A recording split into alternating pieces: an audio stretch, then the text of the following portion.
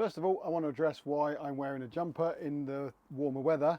I ordered some new shirts and unfortunately they must have changed the sizing profile or something because they don't fit as well as the last ones do, so I can't really show you the full extent of my shirt wearing capabilities at the moment. So I've had to wear a jumper. So I've come in the evening when it's a little bit cooler and I've opened the window, so you might hear a little bit of road noise, so sorry about that. But yeah, it's not my fault, it must be the sizing they've changed. I don't know why. Anyway, this video I just wanted to show you about how we change a cant rail. Now the cant rail is the thing that stops the water getting in, well in theory stops the water getting in between the roof and the side panel, and you'll see in a second it's an L-shaped bracket that kind of covers over and it's stuck on with sealant. Now I do say in the video, because I've already done that several times, about overlapping the roof rather than having the roof kind of do that, rather, you know, it should be doing that and then the water can run over. I still, like I said, I go on about that quite often. There must be a reason why they haven't done that. I don't know what that reason would be. It just makes complete sense to me. And you'll see in kind of sealing up the rail where the joint is and kind of trying to get as much sealant down there as possible. So we do this fairly often. It ranges from new caravans down to, I think they started in 2016 maybe. I'll have to double check on that. I'll have a little look around and see what I've got in here. Actually I'm in a 13 now, so I shall tell you in a minute. It is a fairly common occurrence. You'll see a way of checking it yourself, and it wouldn't hurt to check it actually, just to see, to preempt any issue, because like I say in the video, it's okay if you've got a caravan with GRP sidewalls because it doesn't damage them, but if you put it into storage and leave it for 6 months and it starts running in 5 minutes after you put it away, then it's going to do some serious damage to the furniture, which unfortunately is actually a worse problem than if it was to stay in the walls and just kind of be an issue in the wallboard, because we could take the furniture off and then put the wallboard back on again. But of course now the wallboard is impervious to water, it does the damage in the furniture, which is actually kind of a worse problem. Have a look at the video. This is how we do it. Like I said, it would be worth you trying to just check and make sure that there isn't any gaps in the cant rail on the top there. So if you've got on top, and there's a way that we can do it with using the spatula that slides in. So if you just go up and just check it. If you haven't got an issue, it probably wouldn't hurt to have them pointed up. Maybe if you're out of warranty, just keep an eye on them just to make sure that you don't get any issues in the future with your cant rails. We have had them fresh from the factory without any sealant on at all. And apparently I was told by someone that the gun had run out and no one had noticed. Whether that's true or not, I don't know, but there was no sealant whatsoever. We literally took the ends caps off and it flew off in the wind, and that was on a new caravan. So obviously something had gone wrong there with the process. So yep, have a look at the video and let me know what you think in the comments, and that would be great. Like, share and do all the kind of stuff you want to do, and let me know if you've had any problems with the cant rails and whether you caught it early, which was great, or whether unfortunately it was on the side where all the furniture is and you had to replace that. So let's have a little look at the video. So this is the cant rail on top of the caravan. It's a rail that goes across from the roof down to the sidewall to cover the joint between the side wall and the roof itself.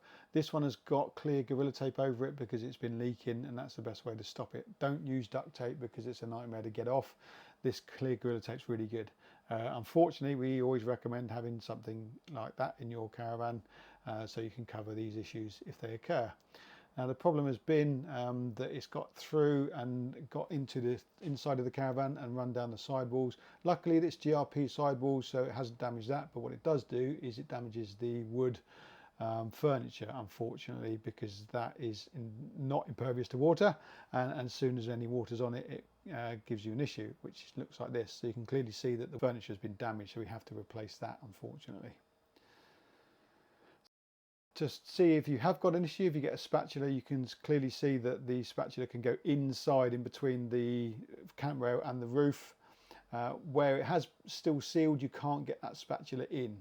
So it's quite easy to give it a bit of a test and to make sure that it won't go in. You'll see it a bit clearly here. So obviously that's lifted, and then when it's still stuck, it's pretty good there. You can't get that spatula in. And just to reiterate that, in that goes, and that's where the water gets underneath and then goes into the side wall of the caravan. And what we have to do is get the end caps off. They're sealed on. That's quite a job. Normally that one was fairly easy to come off. and then we take the rail off. Now you can see at the beginning there it was hardly stuck at all. Ian didn't really have to do much to get that off. So it doesn't take a huge amount of work. If that was stuck on properly, that would be an absolute nightmare to get off, and it would stop the water getting in. And you can see the green there, look, where the water has got underneath and started to kind of grow mould where it's been sitting. I think we've got a shot here in a second which shows the water. It's a little bit clearer, but you can see the green there, and that's the top of the roof against the sidewall. Why they don't overlap it, I don't know. You can clearly see the water there, look, is underneath that rail and is sitting there, so it then goes down the side wall. And they don't seem to seal the side against the roof, and like I said, why they don't overlap it, I don't know. And you can see the top of the side wall there against the roof.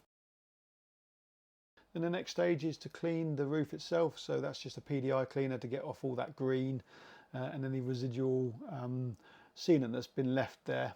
But again, it comes off fairly easily, which it shouldn't do. That's kind of the point of it, is that it should be stuck really heavily on there, and you shouldn't be able to get it off that easy.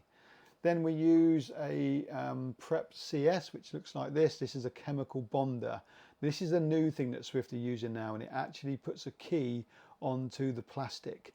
This is something they're doing that's new from Bostik, and it actually, I think it kind of chemically bonds the sealant to the roof rather than just cleaning it, and then the sealant isn't able to actually key into the roof itself. So Ian does all that, goes all the way through, and then that has to go off for 10 minutes. It really smells, so you can kind of really feel that it's doing something. And then just for kind of belt and braces, we seal along the top, which I don't think Swift do, and this is another issue, so that we seal the joint between the roof and the side wall there. Like I said 3 times already, why they don't overlap it, I just do not know. And then Ian smooths it in to kind of really get it into that groove. So if the cant rail seal does fail again, at least there's a kind of a second line of defense to stop the water going through, and then hopefully it will just run out the other side. So that's a bit of a time-consuming job, but it's not too bad. But Ian kind of really squeezes it in there, and then that fills that void up to allow that water to not go down through that gap. And just does the rest of it all the way through. This is the Worth Bond and Seal which we use. It's not silicone, it's more to it than that. And he goes all the way along and makes sure that that is fully sealed before we start attacking the cant rail. And then we put some more sealant on the cant rail. So this is like an L-shaped rail that goes across the top. You can see it there. So he'll seal along the bottom of it. That's the bit that goes against the actual side wall of the caravan. So there's a big thick load of it that goes in there.